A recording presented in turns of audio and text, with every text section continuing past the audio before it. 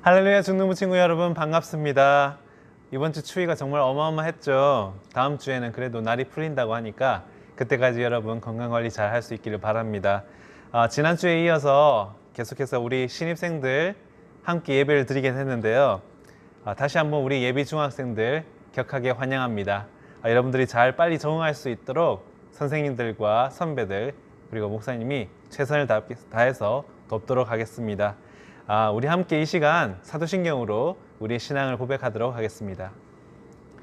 전능하사 천지를 만드신 하나님 아버지를 내가 믿사오며 그 외아들 우리 주 예수 그리스도를 믿사오니 이는 성령으로 잉태하사 동정녀 마리아에게 나시고 본디오 빌라도에게 고난을 받으사 십자가에 못 박혀 죽으시고 장사한 지 사흘 만에 죽은 자 가운데서 다시 살아나시며 하늘에 오르사 전능하신 하나님 우편에 계시다가 저리로서 산자와 죽은 자를 심판하러 오시리라.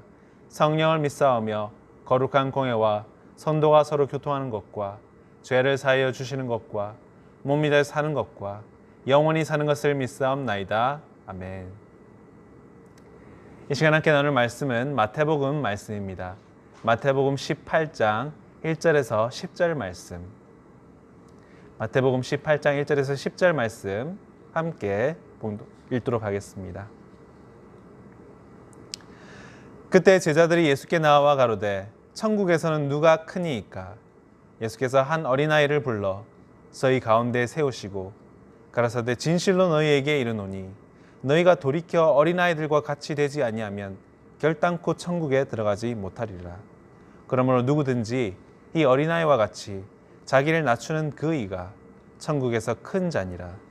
또 누구든지 내 이름으로 이런 어린아이 하나를 영접하면 곧 나를 영접함이니 누구든지 나를 믿는 이 소자 중 하나를 실족해 하면 차라리 연자맷돌을 그 목에 달리우고 깊은 바다에 빠뜨리우는 것이 나으니라. 실족해 하는 일들이 있음을 인하여 세상에 화가 있도다. 실족해 하는 일이 없을 수는 없으나 실족해 하는 그 사람에게는 화가 있도다. 만일 내 손이나 내 발이 너를 범죄케 하거든 찍어내 버리라. 불구자나 절뚝발이로 영생에 들어가는 것이 두 손과 두 발을 가지고 영원한 불에 던지우는 것보다 나으니라. 만일 내 눈이 너를 범죄케 하거든 빼어내 버리라. 한 눈으로 영생에 들어가는 것이 두 눈을 가지고 지옥불에 던지우는 것보다 나으니라. 삼가 이 소자 중에 하나도 없인 여기지 말라.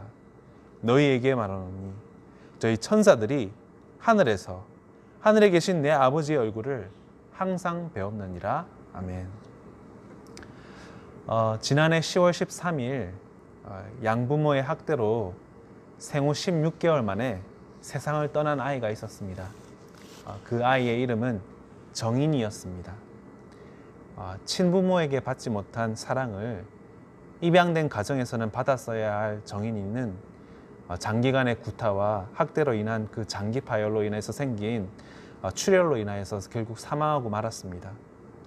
이 너무나도 끔찍하고 가슴 아픈 사연이 지난주에 TV에서 방영되었고요.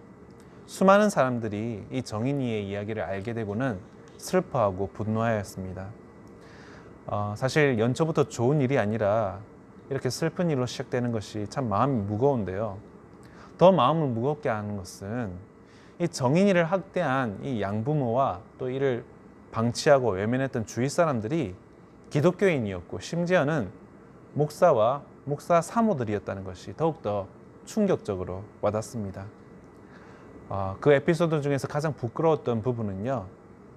이 양모가 정은이가 배가 고파서 밥을 먹으려고 하면 아멘이나 지저스를 하도록 정인이를 학습시키고 보상이나 처벌했다는 게 너무나 참혹했다는 것이죠.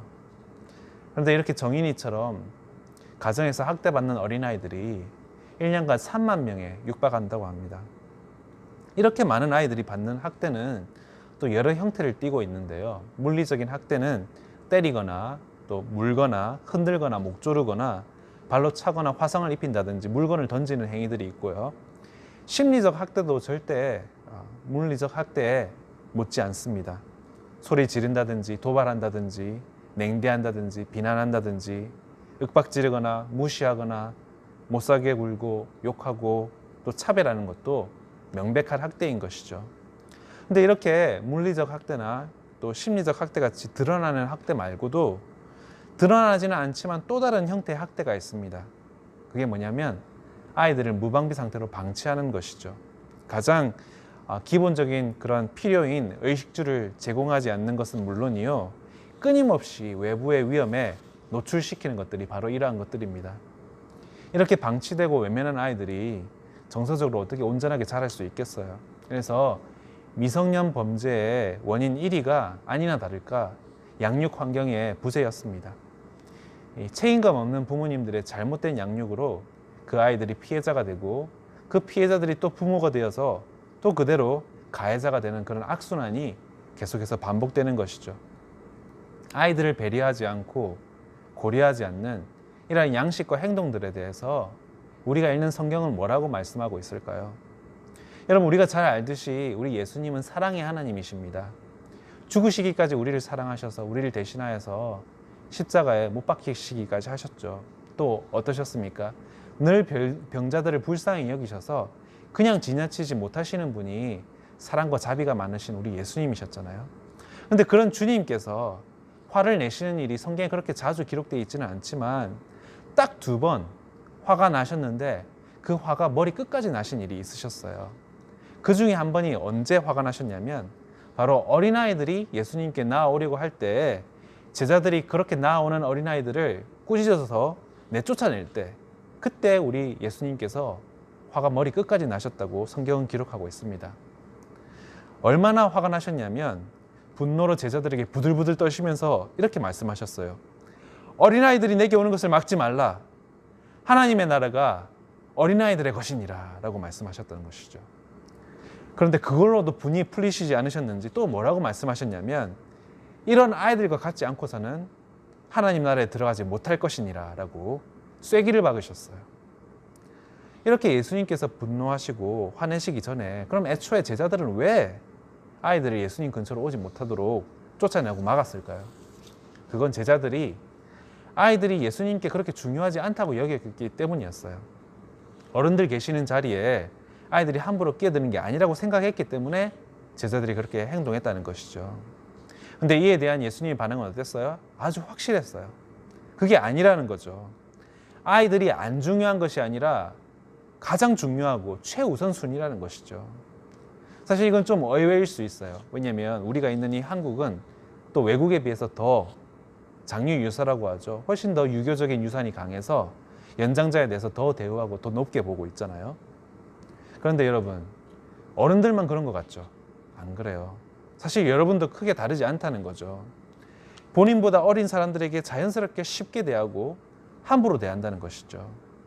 여러분, 인터넷에 PC방에서 초딩들 조용하게 만드는 방법이라는 만화가 있는데, 웹툰이 있는데, 그 웹툰에 보면 이 초등학생들은 어른들 말을 귓등으로도 듣지 않는데요. 그래서 PC방에서 PC방 알바가 너무 초딩들이 시끄러우니까 조용히 하라고 하면 들은 채도 안 하고 무시한다는 거죠. 그런데 또 신기한 게 이 초등학생들이 또 바로 윗또래인 또 중학생들은 무서워한대요. 그래서 이 PC방 알바가 이제 중학생들한테 공짜 라면을 준다든지 아니면 PC방에서 쓸 수 있는 그 공짜 시간을 더 늘려준대요. 그렇게 해서 중학생들한테 부탁을 한다는 거죠. 초등학생들 좀 조용히 시켜달라고. 그렇게 하면 중학생들이 바로 목소리를 깔고 초등학생들을 위협해서 조용히 시킨다고 합니다. 뭐 이제 코로나 때문에 우리가 PC방을 못 간다니까 이제 확인할 길은 없는데 청소년 여러분이 평소에 초등학생들을 어떻게 생각하는지 아주 약간이나마 짐작할 수 있는 그런 웹툰인 것 같아요. 그런데 오늘 함께 읽은 이 본문에서는 예수님께서 평소에 아이들에 대해서 어떻게 생각하시는지가 또 적나라하게 드러나 있습니다. 당시 상황에 대해서 여러분들께 말씀드리자면 제자들이 서로 지금 말다툼하고 있는 상황이었어요.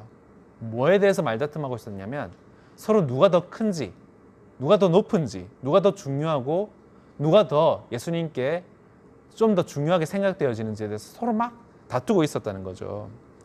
그런데 예수님께서 갑자기 분위기 싸해지게 이렇게 말씀하셨습니다. 니네 둘 다 아니야. 제일 크고 중요한 사람은 따로 있어 라고 말이죠. 그렇게 하시면서 예수님께서 가운데 세운 이가 있었어요. 그게 바로 2절에 나오는 한 어린아이였습니다. 그렇게 한 어린아이를 가운데 세우시면서 뭐라고 말씀하셨냐면, 왜 어린아이가 가장 천국에서 큰 자인지에 대해서 말씀하셨는데 4절에 어린아이와 같이 자기를 낮추는 그 이라고 하시면서, 어린아이가 가장 천국에서 큰 자인 이유가 첫 번째, 겸손하기 때문에 가장 큰 자라고 말씀하셨습니다. 사실 어린아이들은, 그 당시 어린아이들은 겸손하기 싫어도 겸손할 수밖에 없었죠. 왜냐하면 다들 어리다고 낮춰보고 함부로 대했으니까요. 두 번째로 이 예수님께서 어린아이들이 천국에서 가장 큰 자라고 하신 이유는 이 아이들이 예수님 본인과 같기 때문이라고 말씀하셨어요. 5절에 보니까 누구든지 어린아이 하나를 영접하면 곧 나를 영접함이니라고, 어린아이들과 예수님 자신을 지금 동일시하고 있음을 우리가 볼 수 있는 것이죠. 여러분, 온 우주에서 가장 높으신 이가 누구시죠? 예수님이시죠. 그런데 그런 그분님께서 나랑 어린아이들이 동급이다라고 하시면, 그럼 그런 거죠. 역으로 예수님께서 달리 해석할 여지 없이 분명히 아이들이 중요하다고 말씀하셨음에도 불구하고 아이들을 무시하고 함부로 대한다? 그럼 그건 예수님도 함부로 대한다는 것이죠. 그 결과가 얼마나 혹독하리란 걸 알면서 하는 짓이냐라고 말씀하시고 있는 것입니다. 6절과 7절에 어린아이들을 학대하고 그 어린아이가 커서 똑같이 어린아이를 학대하게 되면 어떤 결과가 있다고 말씀하십니까? 맷돌을 목에 걸고 바다에 빠져 죽는 게 앞으로 그들을 기다리고 있는 말로 다 표현할 수 없을 만큼 끔찍한 벌보다 차라리 낫다고 말씀하고 있는 것이죠. 어린아이를 힘들게 만들고 마음 상하게 만들고 죽고 싶게 만들고 죄짓게 만들 바에는 차라리 손이나 발을 잘라버리고 눈을 뽑는 게 낫다고 말씀하시고 있는 것이죠. 영원한 불에 던져지고 싶으면 어떻게 하라? 아이들한테 함부로 하라는 것입니다. 오늘 본문 말씀의 가장 마지막 절인 결론인 본문 10절에는 뭐라고 말씀하십니까? 이 어린아이들 중에 하나라도 업신여기지 말라라고 말씀하십니다. 왜 그렇습니까? 이 어린아이들을 지키고 있는 천사들이 매일 항상 하나님 앞에서 이 어린아이들에게 일어나고 있는 일들을 정확하게 보고하고 있기 때문이라고 말씀하고 있는 것입니다. 여러분, 이 말씀을 하실 당시 시대 상황은요, 정말 어린아이들에게 너무나도 가혹한 시대였습니다. 이런 말씀은 이 당시에는 너무나도 파격적인 말씀이었어요. 왜냐하면 당시에는 성인식을 하기 전에 16세 이전에는 아이들이 제대로 된 사람 취급을 받지 못하던 시대였기 때문이었습니다. 당시 숫자 계수도 들어가지 못했어요. 부모가 아이를 죽여도 책임을 묻지 않던 시대가 바로 당시 시대였습니다. 그렇게 아이들이 아무 힘도 없던, 아무 목소리를 낼 수 없던 시대에 하신 말씀이 바로 예수님이 하신 말씀이었다는 것이죠. 예수님은 정반대의 말씀을 하셨어요. 이 땅에서는 아이들이 가장 힘이 없고 가장 약한 존재고 가장 작은 자들이지만 하늘에서는 가장 크고 귀하고 높은 존재들이라는 말씀이시죠. 여러분, 우리가 믿는 하나님은 참 이상한 하나님이세요. 처음부터 뭔가 다르신 분이셨어요. 이스라엘 민족 주위의 신들은 어떤 신들이었어요? 다 강한 자의 하나님이었고 높은 자의 하나님이었고 왕족의 하나님, 귀족의 하나님, 신관들의 하나님이었어요. 그런데 이스라엘 하나님은 정반대였어요. 아브라함과 이삭과 야곱처럼 떠돌아다니는 나그네의 하나님이었고요. 남편과 아들이 없는 나오미와 룻 같은 과부의 하나님이셨어요. 부모가 없어서 구걸하면서 하루하루 근근히 살았던 고아의 하나님이셨고요. 마을에서 쫓겨나서 죽을 날만 기다리던 문둥병자들의 하나님이셨어요. 우리 하나님은요, 성경 전체를 보면요, 늘 그렇게 힘없고 약한 자들, 비주류의 하나님이셨어요. 정말 하나님 외에는 기댈 것 없는, 하나님 외에는 정말 아무것도 의지할 수 없는 사람들의 하나님이셨다는 것이죠. 여러분, 정인이의 양문은 정인이를 학대하면서 예수님을 학대한 거예요. 정인이의 양부는 정인이를 학대하는 정인이의 양문을 묵인방조하면서 예수님이 학대당하시는 것을 묵인방조한 거나 마찬가지입니다. 여러분, 이분들에게 기다리고 있는 그런 참혹하고 끔찍한 형벌은 도저히 말로는 표현할 수가 없는 그런 끔찍한 형벌들이에요. 물론 여기서도, 이 땅에서도 받아야 할 벌들이 있죠. 그리고 그 벌들을 받아야 돼요. 실수였다, 사고였다, 엄마가 예민해서 그랬다, 우울증 때문이었다, 그런 거 다 필요 없어요. 법대로 정인이의 양모와 양부는 벌을 받아야 돼요.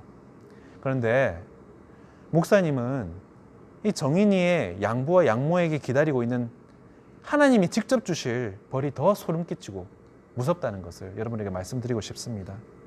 왜냐하면요, 하나님이 주시는 벌은요, 형량이 없기 때문입니다. 성경에 지옥을 뜻하는 여러 명칭이 있는데 그 중에 하나가 무저갱이라는 단어가 있습니다. 무저갱은 뜻은요, 바닥이 없는 구덩이라는 뜻이에요. 영어로는 아비스, bottomless pit이라고 하는데 정말 말 그대로 직역하면 끝이 없다는 것이죠. 그러니까 무저갱은, 지옥은 그 형량과 그 고통의 끝이 없다는 것이죠. 그래서 목사님은 더더욱 이분들이 이해가 안 가요. 교회 다니면서 하나님 믿는다면서 부모가 목사고 자기도 목사면서 분명히 이런 지옥에 대해서 모를 리가 없는데, 몰라서 그랬다는 게 전혀 성립이 안 되는 사람들인데 이런 일을 저질렀다는 게 정말 이해가 안 가는 것이죠. 여러분, 희망차게 우리가 시작하려고 애썼던 2021년인데 정말 이렇게 초반부터 안 좋은 일이 터져서 많은 사람들의 마음을 아프게 했어요. 지금 정의나 미안의 챌린지를 동참하는 사람들이 많이 있죠. 그리고 안타깝게도 교회는 이 사건으로 또 같이 욕을 먹고 있습니다. 여러분, 정인이의 비극이 되풀이되지 않기 위하여서 저와 여러분은 무엇을 해야 할까요? 우리 첫 주 설교에 우리 나눴던 설교가 이런 거였죠. 올해 할 수 있는 것들, 해봤으면 하는 것들, 지난주에 우리가 함께 나누었죠. 지난주에 이어서 하나 더 했으면 좋겠습니다. 그게 뭐냐면요, 어린아이들에게 잘하자, 동생들에게 잘하자, 힘없는 사람들, 약한 사람들에게 잘하자입니다. 이번에 우리 중등부에, 초등부에서 새롭게 올라온 신입생들이 있습니다. 우리 예비 중학생들에게 우리 선배들이 잘했으면 좋겠습니다. 우리 1학년들에게 존중하고 예수님께 하듯이 우리 예비 중학생들, 우리 신입생들에게 잘할 수 있기를 바랍니다. 왜냐하면 예수님께서 자신이랑 신입생들이랑 같다고 말씀하셨기 때문입니다. 우리 중등부 신입생들도 우리 초등부 동생들을 만나면 그랬으면 좋겠습니다. 예수님께 하듯이 예수님이라고 생각하고 우리 초등부 동생들에게 잘했으면 좋겠습니다. 바라기는 우리 남서울 미랄교회 중등부 친구들이 올해는 약자들, 소자들을 모른 척하지 않고 우리 예수님을 대하듯이, 예수님을 섬기듯이 존중하고 사랑했으면 좋겠습니다. 내가 나이가 더 많아서, 내가 키가 더 커서, 내가 힘이 더 세서, 위치가 더 높아서 내가 갑이고 쟤네들은 을이라서 함부로 대하지 않았으면 좋겠습니다. 왜냐면요, 오늘 본문 10절에서 말씀하시는 것처럼 천사들이 직통으로 하나님께 일러 바친다고 말하고 있으니까요. 여러분, 그때 벌 받으면요, 이미 땅을 치고 후회해도 소용이 없습니다. 여러분 가운데 혹시라도 본인이 생각하기에 스스로가 힘없고 약한 자라고 느끼는 친구들이 있다면요, 여러분들을 괴롭히는 사람들, 여러분을 힘들게 하는 사람들에게 이렇게 얘기했으면 좋겠습니다. 당신 나중에 뒷감당 어떻게 하려고 그래요? 하나님은 힘없고 약한 자의 하나님이고 나 같은 사람의 하나님인데 나중에 진짜 감당할 수 있겠어요? 말씀을 마무리하겠습니다. 여러분, 영린이라는 단어를 알 거예요. 절대 건드려서는 안 되는 부분이죠. 영린이라는 것은. 예수님의 영린은 무엇이었을까요? 그것은 어린아이들이었습니다. 약하고 힘없는 아이들 말이죠. 여러분, 그 영린을 평생 어른이 되어서도 건드리지 않기를 바랍니다. 나보다 약한 사람을 괴롭히지 않는 것만으로는 부족해요. 한참 부족합니다. 약한 사람이 괴롭힘 당하는 것을 방관하지 않고 적극적으로 보호하는 데까지 나아가야 예수님의 기준을 충족시킬 수 있는 것입니다. 여러분, 이런 예수님의 뜻을 잘 받들어서 올해 힘없고 약한 사람들을 잘 섬길 수 있는 우리 미랄교회 중등부 친구들 되기를 간절히 소원합니다. 함께 기도하겠습니다. 사랑이 많으신 하나님 아버지, 연초부터 불미스러운 일로 많은 사람들의 마음을 아픈 일이 있었습니다. 그러나 그 누구보다도 분노하시고 마음 아파하셨을 분은 우리 하나님이신 줄로 압니다. 그것도 기독교인들이, 목사 자녀라는 사람들이 이런 잔혹한 일을 저질러서 더욱더 분노하시리라고 생각되어집니다. 세상의 빛으로 오신 주님, 그런 주님의 자녀답게 빛으로 살아드릴 수 있도록 하나님 우리에게 믿음 더욱 허락하여 주옵소서. 우리에게 하나님의 중요도, 하나님의 우선순위가 어디 있는지를 분명히 깨닫게 하셔서 우리의 중요도, 우리의 우선순위도 작은 자, 약한 자, 힘없는 자가 되게 하여 주시고 그들을 주께서 그래 하셨듯이 사랑으로 섬기게 하여 주옵소서. 목사인 저는 선생님들은 학생들을, 중3은 중2를, 중2는 중1을 자신보다 더 존귀하고 하나님 나라에서 더 큰 자로 여기게 하여 주옵소서. 이 모든 말씀 하늘 영광 버리고 몸소 이 땅에 가장 작은 자로 오신 우리 구주 예수 그리스도의 이름 받들어 기도드립니다. 아멘. 축도함으로 예배를 마치겠습니다. 이제는 우리 주 예수 그리스도의 은혜와 하나님의 크신 사랑과 성령님의 감화감동 교통하심이 힘없고 약한 자들을 섬기기를 주님 섬기듯 하기를 원하는 주의 자녀들 머리머리 위에 이제로부터 영원토록 함께 있을지어다. 아멘.